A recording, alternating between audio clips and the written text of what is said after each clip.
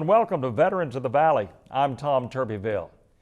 You're about to meet Dr. Scott Reynolds, Dr. Scotty, as he's known on his website and as the author of his recent book. It would take hours of Veterans of the Valley to tell of all of the chapters of his life so far. His service in the Navy, 14 years in the Army, his fascinating career as an Army Veterinarian after graduating from A&M Class of '58, service in Guam, in Korea, his service as the state epidemiologist for Texas. Oh, and then 2 tours of Hollywood.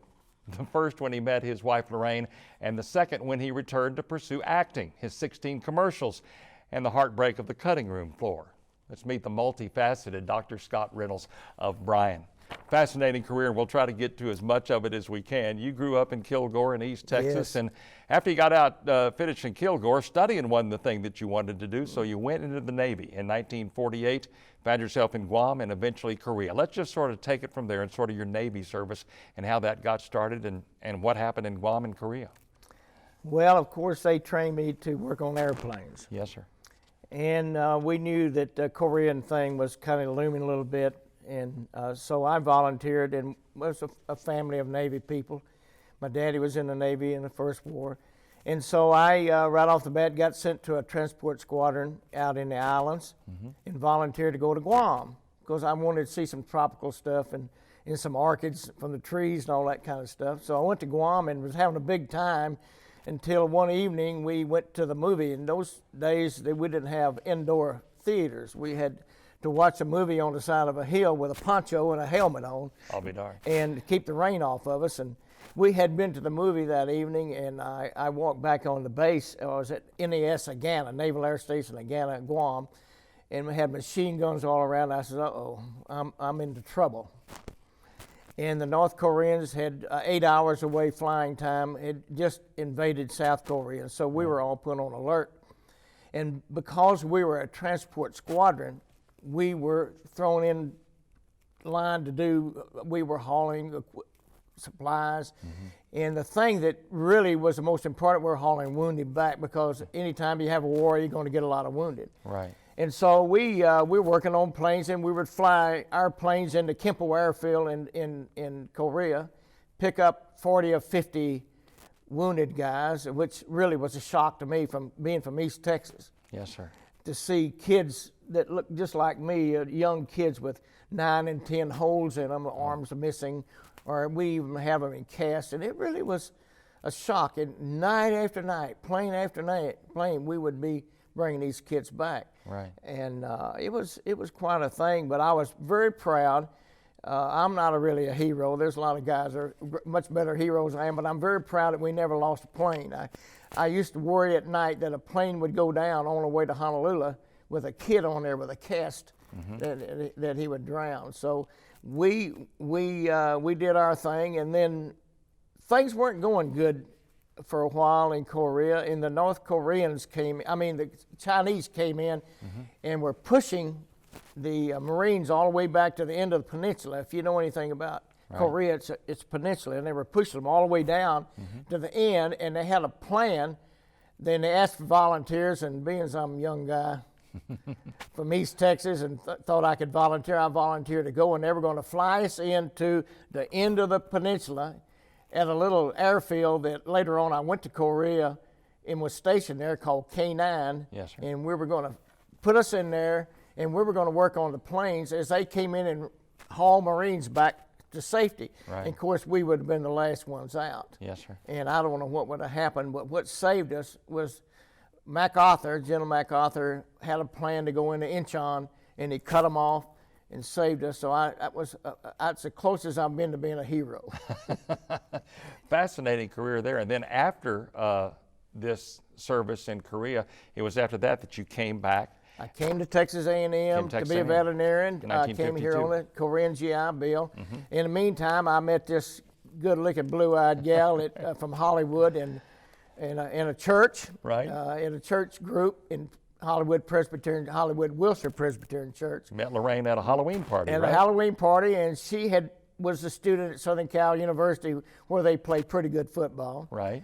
And we had seen them play football game that day against TCU, And so I was out rooting for TCU against Southern Cal, and that night I said, anybody here go to Southern Cal? And they said she did, and that's how we met.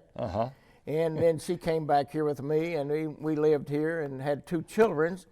Our first freshman year in pre-vet had twin daughters. And loved A&M. I guess I couldn't have made it anywhere else. And you were in California, I believe, at San Diego, part of a utility squadron. You said that's right. I didn't tell you about my utility squadron. This was in 1951. When I came back from overseas, they put me in the utility squadron, and we would. I guess that's the only time I've ever been shot at. We were pulling a target, and they would shoot at the target. Right. So that's my war deal. Right. So you and Lorraine came from Hollywood to College Station. That's right. And where you went to Texas A&M from 52 to 58, and you became a veterinarian. That's right. Talk about what A&M was like there in the mid 50s. Obviously, quite a bit different than it is country. now. Right. There was nothing here. I don't even think there was a motel here. It may have been one.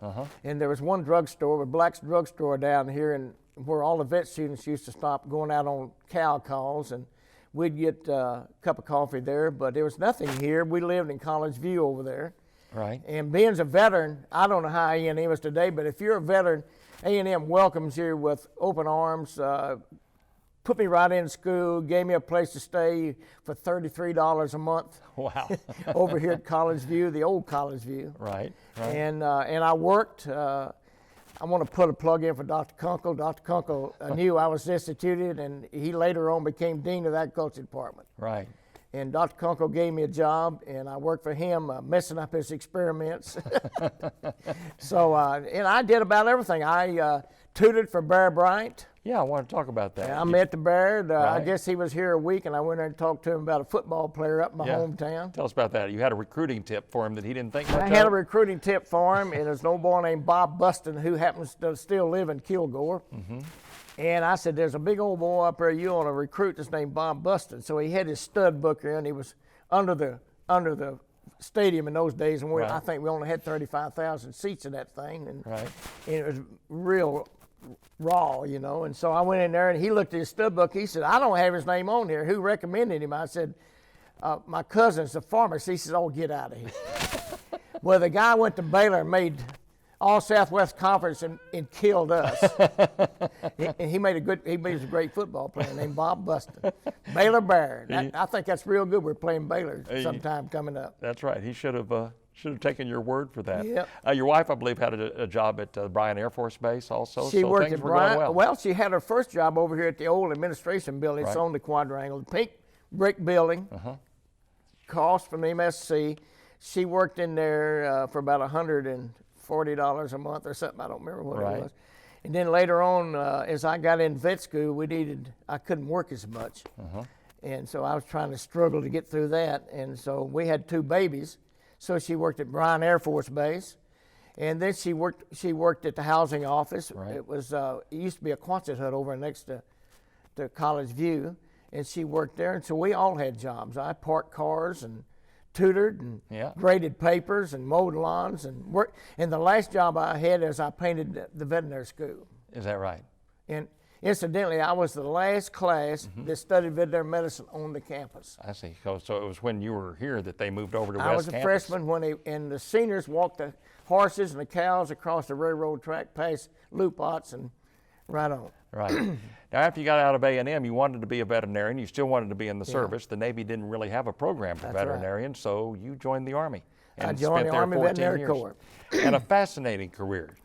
Just start from there and just sort of talk about some of the places that you went, the things that you did as an Army veterinarian. And I think a lot of people will really be surprised of the facets of what a job of a veterinarian is. It's not just taking care of dogs and cats. There was a lot involved with that, especially as it pertained to being in the service. Talk about it. The reason, and they'll say, well, what do you need veterinarians for? If you'll think about it, what we eat is our patients. Right. So we know more about their diseases. So we did food inspection, and we had dogs, and we had horses, and we ran clinics, and I taught school. I taught in the quartermaster school. I taught chemistry and dairy science and all sorts of things like that. I was in biological warfare for 4 years at Fort Detrick, and we were studying the effects of radiation on the infectious process. The Army sent me to graduate school, University of North Carolina. I'm a Tar Heel. Right. Got my master's from University of North Carolina. Right. There I went to, I taught school. I was in biological warfare, and I guess probably the most interesting place was the Nevada test site. Right.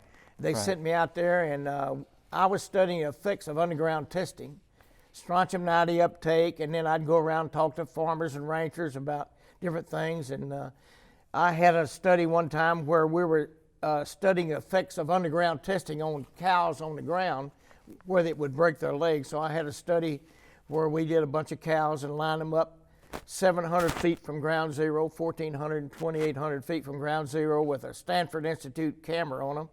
And we blew these cows up in the air and didn't hurt them. Folks, SPCA don't get on me. We didn't hurt these cows. Right. In fact, they were better off than I was.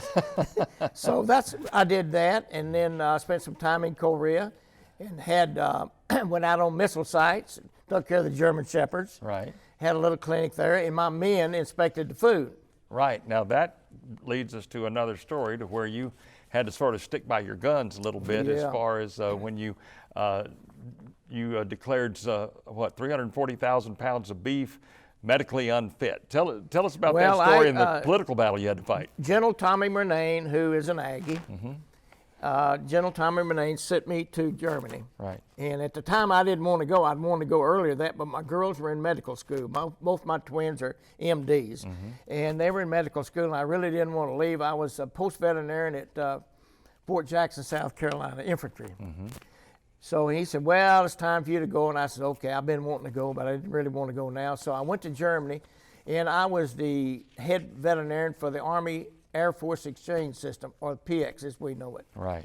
And you say, well, what does he do in that? I said, well, I had a lot to do because these veterinarians that worked for the medical, I was company veterinarian. I worked for the PX, but we had veterinarians out there that worked with Surgeon General, worked for the Surgeon General, and they inspected everything that we ate, the troops ate. And I had an office and really hard ship in Munich. Tough job, and somebody's got to do it. And I had a job in Munich, and a guy called me one day, and he says, Colonel, he said, we got a problem. He says, we've got 350,000 pounds of beef. It's 50-pound boxes frozen. And they'd take that frozen beef and dump it in a huge vat as big as that from here to that wall, and they'd put suet in there and ground it up and make hamburger meat out of it. And whatever was in that meat is what we ate. We didn't rework it. So it was not thawed out. It was ground up frozen. Yes, sir. So a guy called me up and he said, we got some problem with a shipment of 350,000 pounds of beef, and I found a lot of stuff in it. And I said, okay, I'll put a medical hold on it. Well, in the Army, a veterinarian, a medical officer, when they put a hold, that is it. There's no arguing. Nobody's going to go over it. So, but there's a lot of people don't like it. Right. Right. So I went there and told the general, and I sit right to the right of the general, and I told him, I said, we got a problem with this beef. It's a government-owned product, and we own it, but I'm not going to let them use it. He says, you've got a lot of problems. But he says, I want you to hang in there, and you stick by your guns because you're going to catch a lot of pressure from Dallas. That was headquarters. Right. You're going to catch a lot of pressure, and you hang in there. And I hung in there for over 60 days. It was just a knockdown, drag out on what we were going to do, and I knew that I was in problems, and so I better go up. And so I pulled it and checked it over, and it was terrible. Right. It had cow manure in it, tea bags, bone, hair, skin, whatever else you could name. Right. And so I decided, well, that we're going to stay with it. So one day I get a call from General Tommy Murnane, good Aggie. I told you he'd been in a kitty corps, a wonderful young man, I call him. Right. He called me up and he said, Scotty, he says, what did you find? He said, I'm getting a lot of pressure from people back here. And he said, what did you find? And I told him, and I won't go through the whole conversation with you. Right. But I told him what all was in there. And he said, okay, I just wanted to hear it from you. And that's all I ever heard from him. And so we hung in there, and one day I get a call from my counterpart in Dallas, who was the veterinarian there, and he said, well, they took the CID out of somewhere in a veterinarian out of Camp Pope and sent them up to Bayonne, New Jersey. There was another shipment ready to come over to you, another 350,000 pounds. Yes, sir. And they pulled a sample, and guess what? They found the same thing you did, which relieved me. And but as I told you the other day, that wasn't the end of the story. Like Paul Harvey said, that's not the end of the story. Yeah, you eventually found a home for the beef, right? We found a home over in Yugoslavia. I hate to say this. I hope this doesn't go to Yugoslavia. No. So they bought that beef to thaw it out and make goulash out of it. Right. I think we sold it to them about 15 cents a pound, I think, or something like that. So the government lost money on the deal. We were always doing things like that. We made ice cream out of dehydrated fat and powdered milk, and we'd put it together and make ice cream out of it. So we bought all that stuff from Holland, different country, and I was involved with things like that where we would, in fact, I fined Holland $25,000 one time for not going by the contracts, but it was a lot of fun. Indeed, indeed. You when you were out east, we may be backtracking or moving forward, I'm not sure, but you were in dairy science in Virginia. You took care of the general's dogs there, and at Fort Jackson, also South Carolina too, right? Well, I was working for my good friend, if he's watching this on television, Colonel Jim Moore lives over, he's an Aggie, and he was my boss, and we had been friends in Korea. Right. All tied together a little bit. And I was teaching school for him. He's quartermaster, and I was teaching school for him out at Fort Lee, Virginia. And I taught dairy science. I taught chemistry, both organic and inorganic chemistry, to the quartermaster officers. They were all college graduates. They were going to be food people for the quartermaster. Quartermaster feeds everybody. Right. So I was teaching them. And one of the minor jobs I had, which you alluded to a while ago, is I taught the generals how to take care of the general's dog, which wasn't, I want to say that wasn't my main job, but that was one of the things I did. Interesting enough, the cook that taught there had been General MacArthur's cook. Oh, really? Yeah, he was kind of a fascinating guy to talk to. I bet it was. When you were in Fort Jackson, South Carolina, I believe you said that your boss was the father of General William Caldwell, who is exactly right. currently the chief military spokesman General in Iraq. Caldwell III, who was an Aggie and West Point graduate, one of the finest men I ever met, infantry. And some lady found some bad shrimp in the commissary, and so she thought, and she'd gotten sick. Right. And so she didn't wait till Monday. She went over to his quarters on Sunday afternoon, and the general was back taking a nap. Right. And he knocked on the door, and this young man answered the door and said, well, my daddy is asleep back. And she walked right past him, went back and roused him out of bed. And, of course, I got put on that little job on Monday. And it was a lot of fun. It wasn't anything to it. It was just some outdated stuff. And did a little epidemiology. I'm an epidemiologist, so I did a little epidemiology study on it. And she'd been drinking too much and eating too much out of the refrigerator. And it wasn't the shrimp, but I took care of it. And the little boy that answered the door is General Caldwell IV in Iraq. Right. I saw him the other day. He looks just like his father. He is. He's the chief military spokesman exactly for right. He looks just, in Iraq right now. And his daddy was one of the finest men I ever knew. Indeed. You eventually came back to Fort Hood and eventually back to Texas A&M, I know, where you became retired from the Army and became the state epidemiologist for the state of Texas. Obviously a very interesting job. That was probably harder than being what I did in Germany. Right. Because I went into a problem, we were having brucellosis, and I used to say it was caused by Brucella abortus variety politicus, a lot of politics in it. Nobody understood it, we couldn't understand it, we were killing too many cows, and I had a professor here named Trevino who had taught me, a wonderful guy. He had a PhD in pathology, and he had recommended me for this job as a state, I wasn't a state epidemiologist at the time. Right. But so I went to work for him, and I was the first board-certified epidemiologist to go to work for him. Indeed. And so John Holcomb, who was the head man, who was an A&M graduate, and who was a senior when I was a freshman, right, felt like we needed to bring specialists in, had some education to work on this problem because we weren't getting anywhere. We were killing a lot of cows that we didn't need to kill. Right. And so I didn't know anything about the disease, but I had a good background. And I had been in biological warfare, and I liked bacteria and virus problems and everything. So I went to work for them, and my lay to fame is I put Texas A&M under quarantine and the King's Ranch under quarantine, and I had Dolph Briscoe under quarantine, and just AJ Foyt. I worked with all of them. So you're a real popular fella from time Well, to time. I say I put them under quarantine. Really, my job was to get them out from under quarantine. Indeed. The Yeah, federal I government put them under quarantine, but my job was to go in there and work with them. I didn't have to go by the federal regulations. I could go by what I knew about the disease. That's what made the thing work. Right. And it was flexible, and I could write a herd plan that was customized for your ranch. I don't want to run out of time before we talk about the other facet of your career, and that was when you and your wife Lorraine actually went back to Hollywood, and really haven't been back from Hollywood that long. You got into acting, you got into theater, you got into acting, you did 16 commercials. Yeah. Just sort of take it from there and sort of talk about that facet that came along later in your career. Well, I was, I told you I have a big interest in the Boy Scouts. Right. I work with, I'm a volunteer in the Boy Scouts, and I was a scoutmaster, and I used to do drama in my Code of Honors. Right. And I got to directing, and then I got involved with acting. I had done some acting in high school, and I did a play here when I was at A&M. I see. Mr. Roberts. I played in Mr. Roberts right over here. Right. And so I got involved with it, and one day somebody says, you ought to make commercials. So I got off making commercials, and I made my first commercial I made was 1991. It was for independent insurance agency, and Right. it was the commercial that did the Houston Open, I see. Yeah. and it was in 4 spots. And that was the first commercial I ever did, and I really liked that. I liked being on that camera, and so I did another one, and then I came back here and worked some. I had an agent in Houston, Right. and I made I guess the most famous one here was the Reynolds Tom Thumb commercial. I was the tomato man.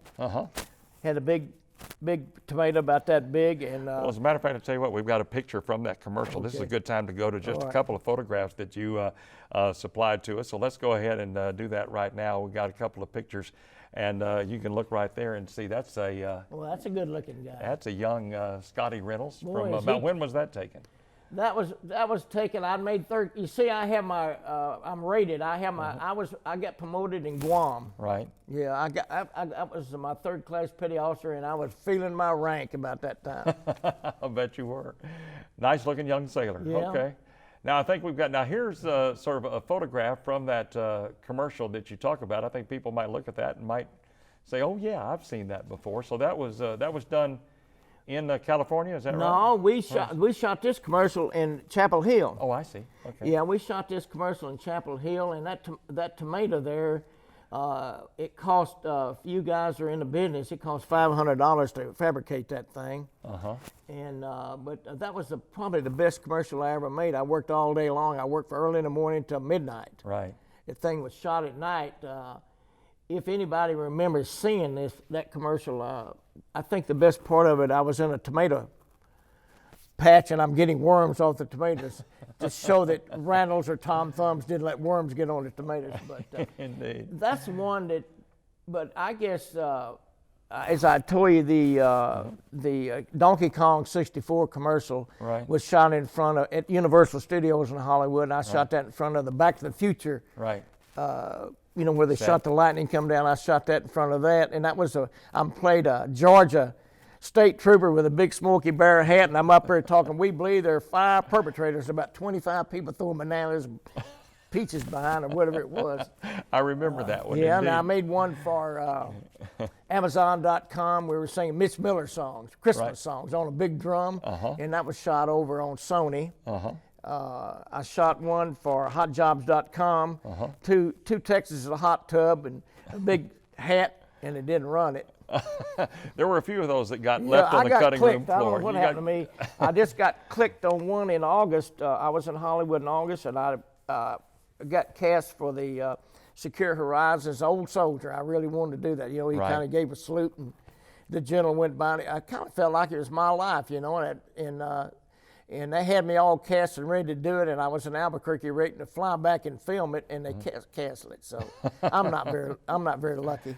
We told people from the outset that you were also an author, and I think we've got a picture of the cover of Yeah. the book that you've written that we'll show folks here. There it is right there. Dr. Scotty's Health Tips for Dogs and Cats. This is a recently published book. Talk a little bit about that. Obviously, it does what the title says it does. It gives you tips about raising your pets. Well, I'm kind of excited about it. I feel like that people that have dogs and cats, if they know how to take care of them, then they'll make them healthy and they'll save them on their vet bill. Right. And so what I've tried to teach in this book, and now, as I was telling you a while ago, it's a textbook for the layperson. Right. It's written as a textbook. And it's funny, I talk about a little bit of time when I was at A&M and when I was in East Texas and when I was in the Army and different times.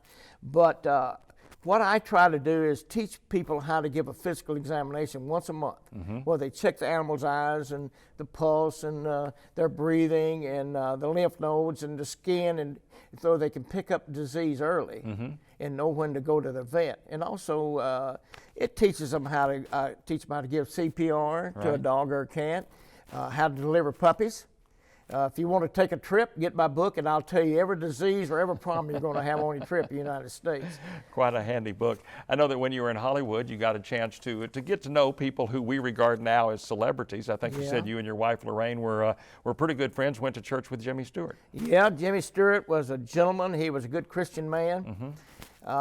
He went to church every Sunday, and he just loved my wife. Yeah. Jimmy was the kind of guy, when he talked to you, he'd hold both your hands. Right. And he loved to talk. He was just a gentleman. Last time I saw Jimmy, he was talking about the King James Version to a friend of mine who was a choir director who happened to be a Baylor graduate. Right. So Jimmy was a gentleman. I guess I knew him for about a year or so, and just as easy to talk to. And I guess we met everybody. We met just about. I've met Charlton Heston 2 or 3 times, and Maureen O'Hare, and some of these people probably don't know who these people are. It's a fascinating career, but believe it or not, we're out of time. Like I said from the outset, we could go hours and hours. But thank you for your service, and thank you for just a life wonderfully lived. Thank you. Thank you. Thanks for having me. So what's next for Dr. Scott Reynolds? He's officially retired, but not hardly. He still has a passion for just about everything. His new book, his website, dogs, cats, his wife, his twin daughters, his granddaughter, and as he should be, and we are, he is proud of his service to our country. We salute Dr. Scotty Reynolds for that service.